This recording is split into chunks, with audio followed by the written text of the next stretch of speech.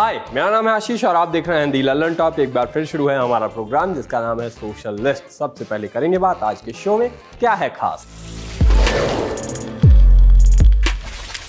मालदीव पर खान सर को क्यों लपेट रहे हैं लोग, कार में भैंस के योगदान को नहीं भुलाया इन लोगों ने, दादी ने ट्विटर पर की कैसी कलाकारी और पिक ऑफ द डे में करेंगे बात कचरा फैलाने वालों को कड़े संदेश की।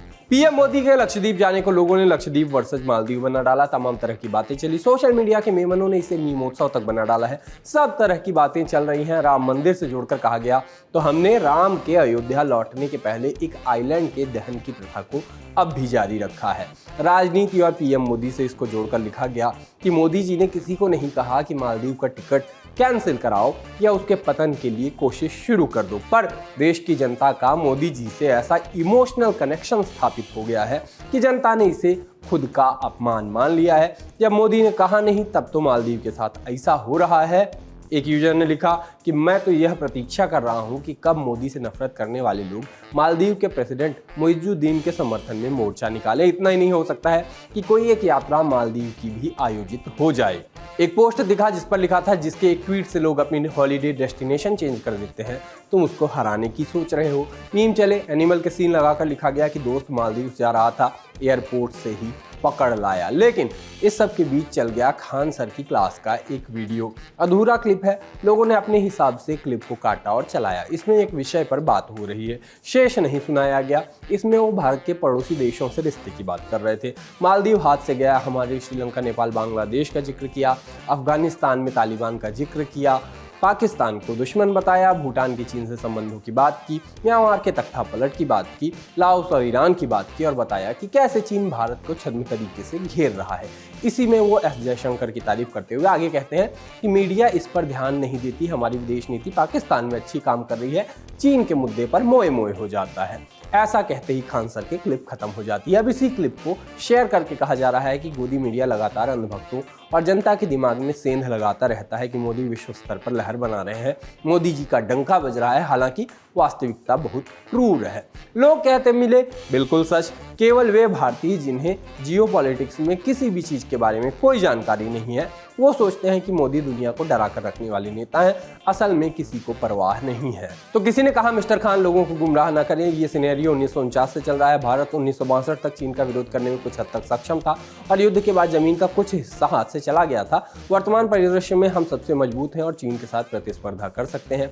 आइए फालतू की बातें ना करें। जिन्हें सिस्टम पर भरोसा था उन्हें लिखा, आपको लगता है आईएएस जो है इंटेलिजेंस सबको पता नहीं होगा, वो जानते नहीं है। एक यूजर ने लिखा, इसे अपने दिमाग में बैठा लें, हम लोकल डेवलपिंग देशों से अधिक विकसित देशों के साथ संबंध बना रहे हैं। विकासशील देशों के अपने मुद्दे हैं, मोदी की गलती नहीं, ऐसा इनने कहा।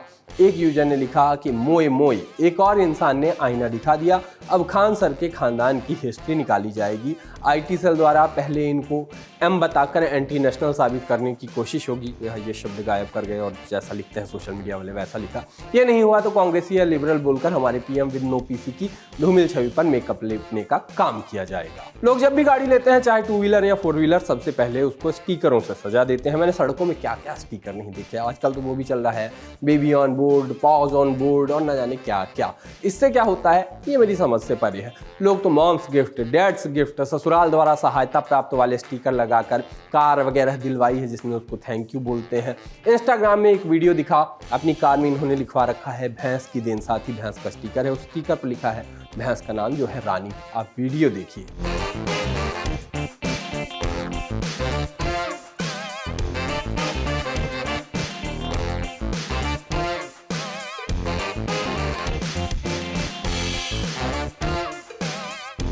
कल के सोशल लिस्ट में हमने बात की थी ठंड की, लिया था अपने न्यूज रूम के साथियों का रिएक्शन, मजेदार कमेंट्स भी आए और आप लोगों ने भी लिख के अपने कमेंट्स बताए। एक कमेंट था कि मोए मोए हो गया, सबसे ज़्यादा वॉशरूम में दिक्कत होती है सुबह सुबह।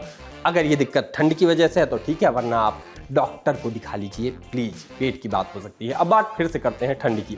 एक वीडियो वायरल है, वीडियो में एक लड़का बता रहा है कि उसकी नानी ने उसके लिए स्वेटर बनाया है। उसके लिए तो स्वेटर क्या ही बनाया है, ऐसे ही कह रहा हूँ, किसी और बच्चे के लिए स्वेटर बनाया है। स्वेटर में ब्रांडिंग भी की गई है लेकिन एडिडास कुछ और ही बन गया है। देखिए ये प्यारा सा वीडियो।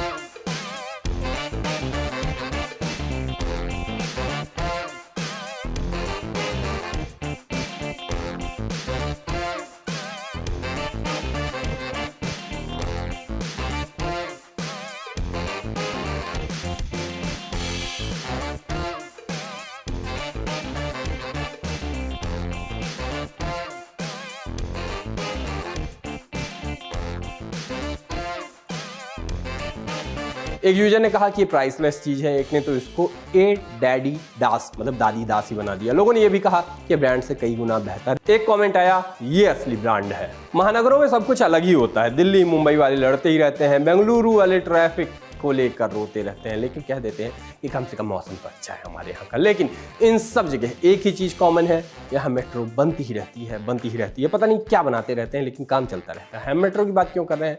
क्योंकि वायरल रील की माने तो अब सहारनपुर से देहरादून की मेट्रो सेवा शुरू हो चुकी है। अभी 3 डिब्बे वाली इस मेट्रो में समय के साथ डब्बे बढ़ाए जाएंगे। वीडियो मजाक करते हुए बनाया गया, इसलिए मजाक की तरह ही देखना है। देखिए वीडियो और मजे लीजिए। तो भाई सहारनपुर से देहरादून के बीच में मेट्रो सेवा शुरू हो गई है। अभी ये सेवा 3 डब्बों की रखी गई है। जैसे जैसे मौसम सही होगा डब्बे बढ़ा दिए जाएंगे। जिस भाई को मेट्रो से देहरादून जाना है वो जेल चुंगी पर जाए और अपना टिकट लेकर यात्रा का आनंद लें।